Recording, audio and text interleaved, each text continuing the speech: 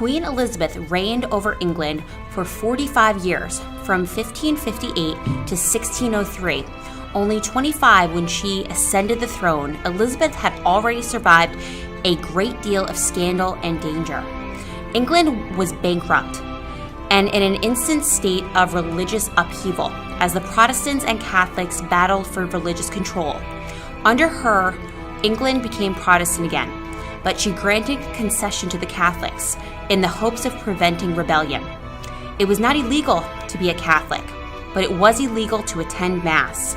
Therefore, Catholics had freedom of belief, but were restricted in their practice. England enjoyed a period of prosperity under Elizabeth's reign. It became a commercial center while sailors like Sir Francis Drake and Sir Walter Raleigh explored the New World, bringing great wealth to the country.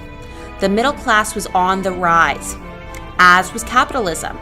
It was now possible for someone who was not born into nobility to improve his station. Elizabeth's England also experienced a revolution in education and literacy. With the invention of the printing press, the previous century, books became less expensive and more plentiful. Schools were better funded, and more children from the less wealthy families went to school. Still, it was mostly the middle and upper classes who became literate. Only the girls of the nobility were educated. Elizabeth was a great patron of the arts and a particular fan of the theater. In fact, during her reign, professional theaters were built for the first time. Life is hard and often short.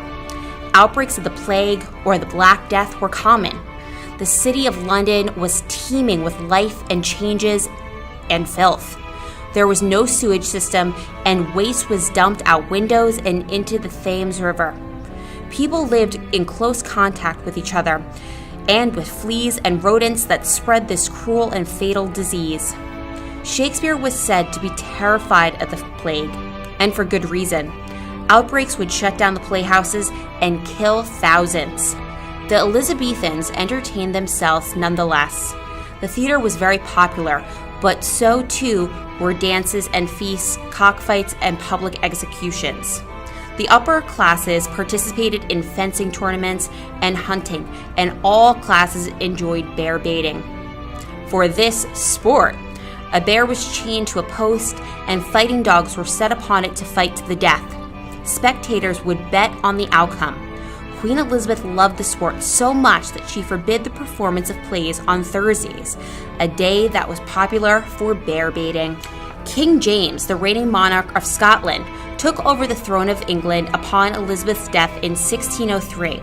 A lover of theater as well, he became a patron of Shakespeare's company, which changed its name to the King's Men. Like many people of the time, James was very superstitious and took a particular interest in the study of witchcraft. He wrote a book on the subject called Daemonologies. Shakespeare's first play under James's reign, Macbeth, includes witches and other references designed to impress his new king.